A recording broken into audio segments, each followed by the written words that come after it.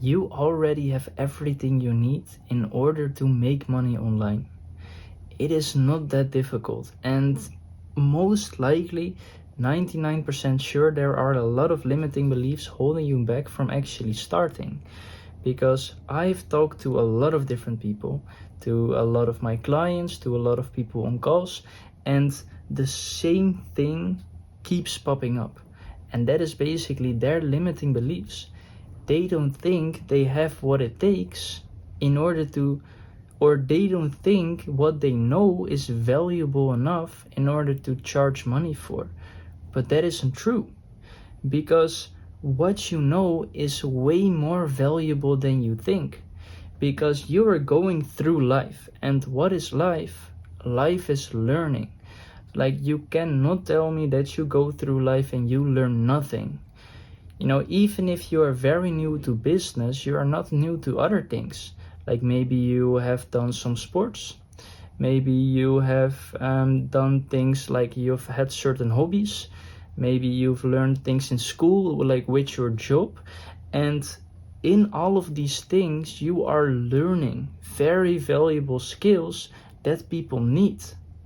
Those could be mindset related problems, those could be like learning related problems, those could be health related problems, relationship related problems. So basically what you need to understand is that when you have a goal, or you have a goal, and let's say that goal here is to get 10k per month, because that's the goal of like most people. If your goal is 10k per month and you are now right now here, or like let's say in general you are a beginner, there are thousands of problems, thousands of milestones that you have to achieve in order to get to this goal. But the thing is, you've already solved some of these problems. Like, when somebody is like a complete beginner, because what do you have to do in order to achieve your goal? You need to have a solid mindset, first of all. You need to be able to speak properly. Like, even if you, for example, are a non-native speaker, like I am as well. English is not my native language. And if you've been able to articulate yourself well enough in English, then that is already a valuable skill. Now, somebody who isn't a native speaker, they might really need your help with this skill, with being able to articulate better. If you first had like a fixed mindset in school because you didn't think you could improve, and then suddenly like you've changed it into a growth mindset. You need a growth mindset when you go in business as well. So this could be another skill, another possibility that you can help people with. And there are many, many more things, because what is also very important in business, well, it's networking. A lot of people, they don't know how to network or how to keep like a connection warm, but this is an essential skill that you have to learn. So what I would recommend is just being active, because most likely, like what I was like a consumer. I just consumed everything, YouTube videos, mostly YouTube videos, and I was never leaving comments. I wasn't active on like writing based platforms like X, for example, or school. What really helped me was just start to be active. Start to be active in these types of platforms, because what starts to happen is you will network with people who are around a similar stage where you are at. And why I would choose a writing based platform is because it's not as scary. Like I like, it will be funny if I would find my first video that I was trying to make, like I was stumbling over my words constantly. I didn't know what point I was going to make. It was basically like horrible. So with YouTube, the barrier of entry is very high. But on school or on X or LinkedIn or whatever, a writing based platform, the barrier of entry is very low, because all you have to do is just start. It's just make a post. And my first post, I remember it very, very well. That was on X. I was procrastinating to make this post for months and months on end, like probably like 6 months. And then finally I decided, I remember it very, very good. It was the 30th of December 2024, just before New Year's, because I didn't want this to be like a New Year's resolution. I wanted this to be like something that I will try for real, because most New Year's resolution, you're not keeping yourself to that. So my first tweet that I posted was, the best mindset to have: discomfort is growth. Because this is what I learned actually when I was playing video games. I was playing a video game called Rocket League, and in this video game I basically tried to become as good as humanly possible. That was my goal. And first there were different game modes. There was 1v1, so 1 versus 1, there was 2v2, and there was 3v3. 2v2 was my favorite game mode, but like, if you are playing 2v2, then you're always going to blame the other person. And I hated the most 1v1, because if you made like a little mistake, you would instantly get punished for it. And if you lose, then that is on you. There is nobody else to blame but you. So I really hated the game mode. I didn't like it.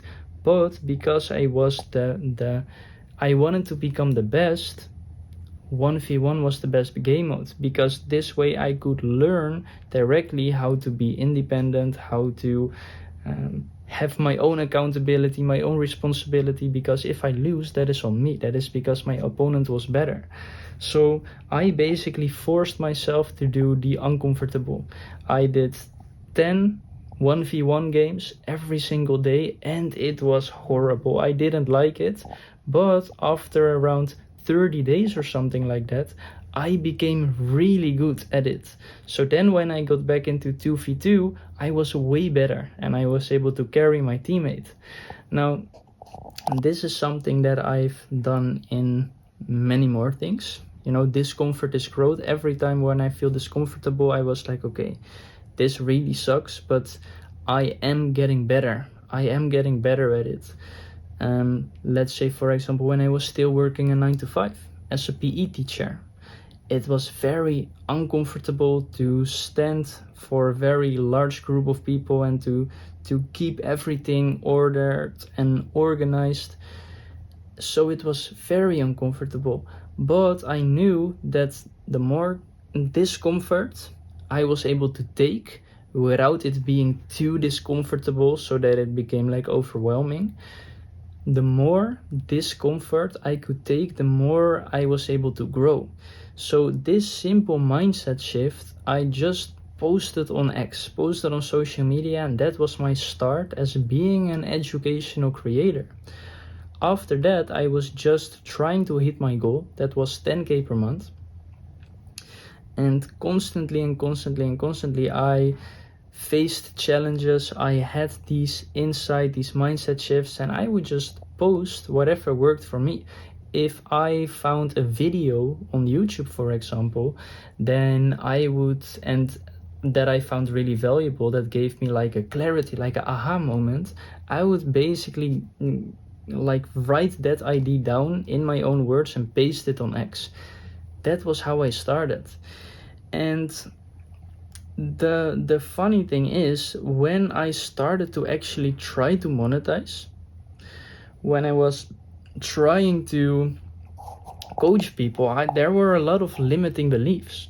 Even though I was on this personal development journey for like a solid 2-3 years, I thought like, because I just didn't know what offer to make, because all of the things, like, even though I solved a lot of problems for myself, even though I had a lot of skills, a lot of talents, I felt very uncomfortable charging money for it because I wasn't really like proud of it. But this is the thing. The things that come natural to you, the things that you know already, it will feel normal to you because it is normal to you. But to other people, it isn't normal. So other people might find what you know very, very valuable. So I had a lot of limiting beliefs, like with charging money for the things that I knew. And so in the first even 10 months of being an educational creator, I didn't know what to offer. Then I was able to solve my biggest problem, which was my ability to focus. And once I solved that, I was like, okay, I will try it. And then basically I got a mentor, and basically my offer, it was being able to maximize your time and energy through effectiveness by working on the high leverage tasks so you don't waste time working on the things that doesn't move you forward. Through efficiency, that is basically by reading the Atomic Habits. It's basically, efficiency is about creating a system that is a routine of habits. And if you follow that routine of habits for a long enough time, then the whole routine becomes a habit. And this is how you can increase both the speed and the quality of your work. And third of all, being focused, because like if you do the 16, the personality type test, I don't know what you call it, like you can do that on the internet. I am an ENTP, and ENTP are usually great for having ideas, for being creative, but not really good for sticking to ideas and finishing it, because they always want something new, like the shiny objects. Was my biggest problem, and I became very, very aware of that. I needed to solve that. So I started, once I figured out that focus was my biggest bottleneck, I did everything in my power to solve it. I read books about focus, I bought courses, I practiced focus every day, I learned from mentors, and about 1 or 2 months later, I managed to solve it. And once I solved it, I was like, okay, this is pretty valuable. Then when I got a mentor, my mentor said, yeah, you can charge $500 for that. And I was like, $500? Who would pay $500 for this? I wouldn't even pay $500 myself for that. And nobody buys an offer that you wouldn't buy yourself, because conviction is the number one most important thing. If you don't believe in yourself, if you have limiting beliefs, then getting sales is incredibly difficult, like borderline impossible. So I started to think like, okay, what would be a fair price? Oh, maybe like $250. Yeah, that would be fair of all of the things that I've learned. But that was not enough conviction, so I started with just $100 per month. Very, very little, and then basically for the $100 per month, I had like weekly calls, unlimited messaging support, and I was basically helping people maximizing their time and energy. But I quickly realized that, okay, like this is actually stupid that I'm charging this low. Even my client who I was working with said like, this is like absolutely criminal that you're charging like this low. You should definitely raise your prices. And so I did raise my prices. But the point I'm trying to make is like even though the $250 was too cheap, because what I knew was already way more valuable. And this is the exact same problem that all of my clients are facing and all of the people who I open the calls with, because they feel scared to charge money for the things that they already know, but it feels normal to them, it feels natural to them. So what I really want to say is like, try to look at it from another perspective. If you were able to travel in time, for example, if I was able to travel back in time into 2 years ago, and I would meet my past self, now I'm 25 years old, if I would meet my 23 years old, then how much time, money, energy would I be able to save by helping him through like a 3-month process and teaching him everything that I know by now? Because I've invested already $20,000 in high quality mentorship. You know, I've spent probably 2,000 hours building my business, going through trial and error, and learning the things that I wanted to learn. And basically all of my energy went through that. Like, I even burned out like a couple of times. How much time, energy, and money would I be able to save if I would be able to help my best self? You know, tens of thousands of dollars. So by me, right now, my price for like a 3-month mentorship is $2,250.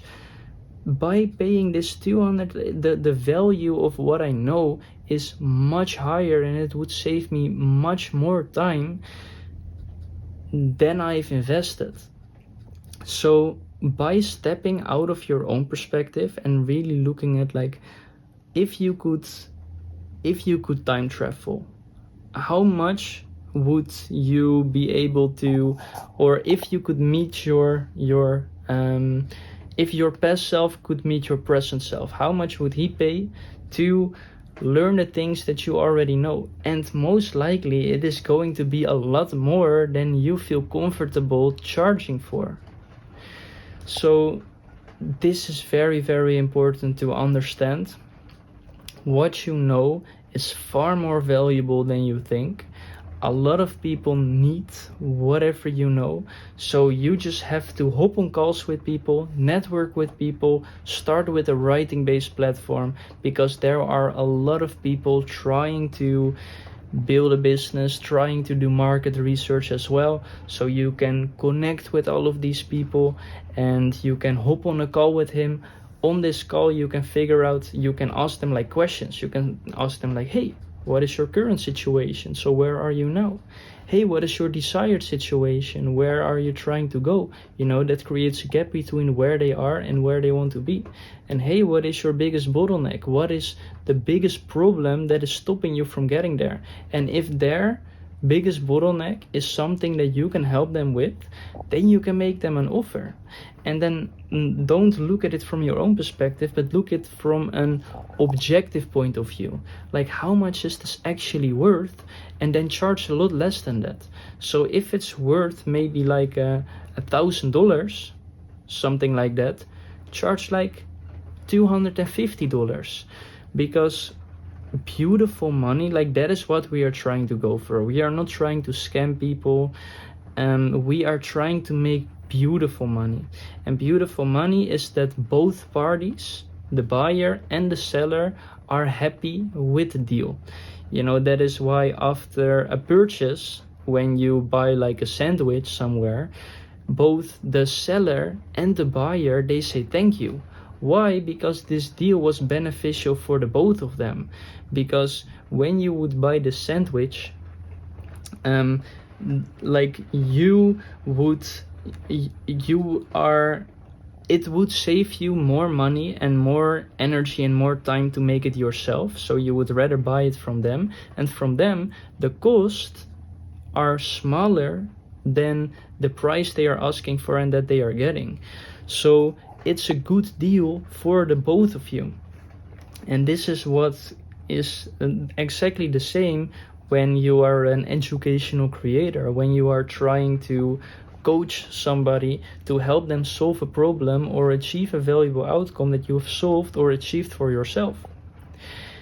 And then basically, if the value that you are giving is much bigger than the price that you're asking for, then both parties benefit from the deal. And that is how beautiful money is created. So always make sure you over deliver, you give way more value than the price that you're charging for. But look at it from an objective point of view, not your own point of view, because your own thoughts can be very detrimental, can be very destructive, and your limiting beliefs can definitely hold you back. And that is one thing I've seen so many people struggle with. Like, their own limiting beliefs, of course, are limiting themselves from achieving their goals. So look at it from an objective point of view. Talk with a lot of people. Do they have a problem which you're able to solve? Then you can make them an offer. Charge less money than the value you're providing, and both parties are happy with the deal. And that is how you can make money online, and that is how you can do what you love for a living and being able to travel the world with it. So yeah, bye.